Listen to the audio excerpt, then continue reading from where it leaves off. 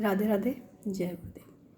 हमारे जीवन में गुरुवर आते हैं तो हमें अगर पूर्ण समर्पण नहीं है तो उसका असर नहीं दिखेगा।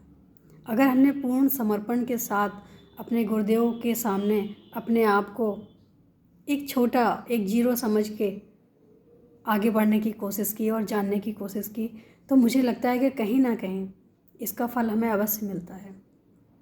अगर हम वहाँ समझदार बन के जाएंगे तो कुछ नहीं पाएंगे, क्योंकि कहते हैं ना कि जो पात्र खाली होता है उसको ही भरा जा सकता है, भरे हुए को कोई कैसे भर सकता है।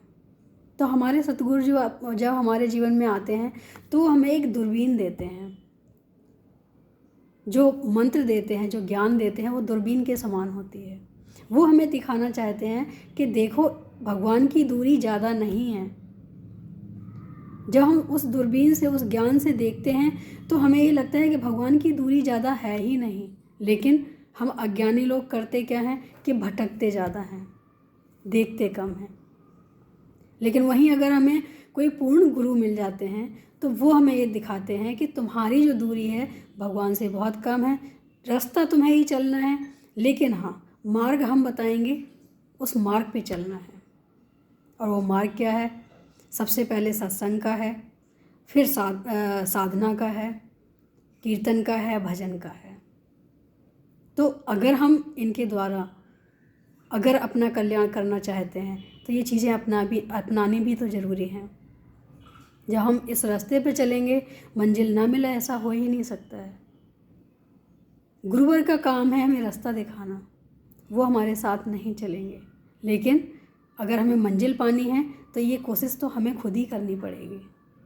उन्होंने दिखा दिया, उन्होंने दर्शन करवा दिया कि भगवान की दूरी इंसान से बहुत कम है, लेकिन उसके बीच की जो दीवार है वो सबसे बड़ी कहीं ना कहीं देखी जाए तो है मन की। जिसने मन की आँखों से देखा है, तन की आँखों से नहीं, मन की आँखों से देखा है, उनको दर्शन बहुत जल्दी हुआ है। हमें तो माला नहीं दी गई थी, हमें तो सिर्फ ज्ञान करवाया गया था कि भगवान हमें कैसे मिलेंगे, उसके लिए हमें क्या क्या प्रयत्न करने होंगे, कितने करने होंगे। लेकिन कहीं ना कहीं मैंने जो देखा है कि माला का भी प्रभाव कब होता है कि जब हमारे दिल से मन के मोती को सुमिरते हैं।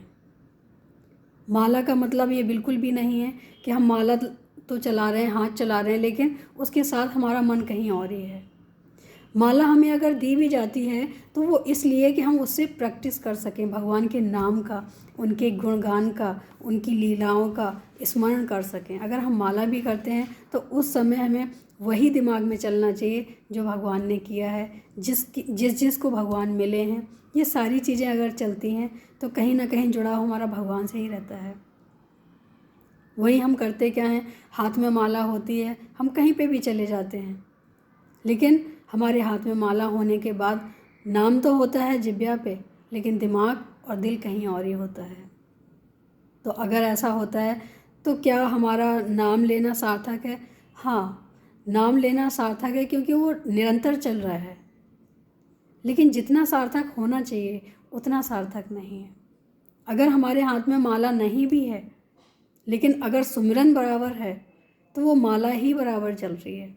हमारे गुरुवर ने कहा है कि जब हर श्वास एक मोती की तरह है, हर श्वास पे अगर भगवान का नाम सिमरन आने लग जाए तो वो हमारा जीवन भी सफल हो जाता है। और उस समय हमें ये मान लेना चाहिए कि कहीं ना कहीं हमारे साथ भगवान है, और विश्वास होने लग जाता है कि भगवान है हमारे साथ। कहीं ना कहीं इधर उधर किसी भी रूप में हमारे सामने भी आते हैं, चाहे स्वप्न में ही हो, लेकिन आते ज़रूर हैं।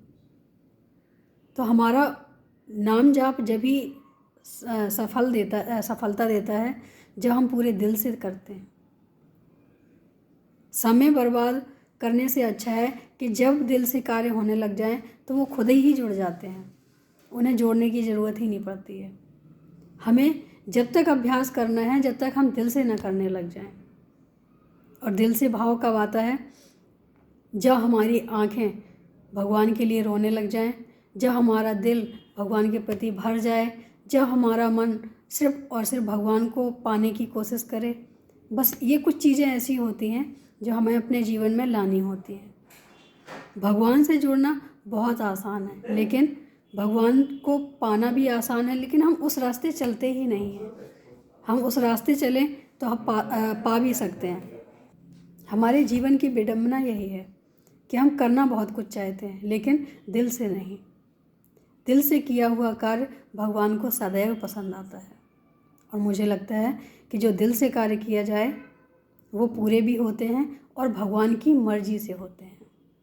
भगवान की मर्जी मान के कोई कार्य करें तो वो पूरे भी होते हैं, और कभी भी हम उस राह पे नहीं चल सकते हैं जो हमारे लिए सही ना हो, क्योंकि भगवान हमें गलत नहीं करने देंगे। जहाँ भगवान का निर्णय शामिल ना हो वो कार्य हमें करना ही नहीं चाहिए। जहाँ पे हमें देखने को मिले कि ये ग्रंथों में वर्जित है तो वो कार्य हमें करना ही नहीं चाहिए। जीवन में उसी कार्य को करें जो हमारे लिए और हमसे जुड़े लोगों के लिए अच्छा हो, और ग्रंथों में कहीं ना कहीं उसको अच्छा ही माना गया हो। अगर हम ऐसा करेंगे तो हमें उम्मीद है कि भगवान हमारे साथ हैं। ये हम बार बार कहते हैं कि कहीं ना कहीं महसूस हो जाता है कि भगवान हमारे साथ हैं। मुझे लगता है ऐसा करोगे अच्छा लगेगा। आज के लिए इतना ही। राधे राधे, जय गुरु।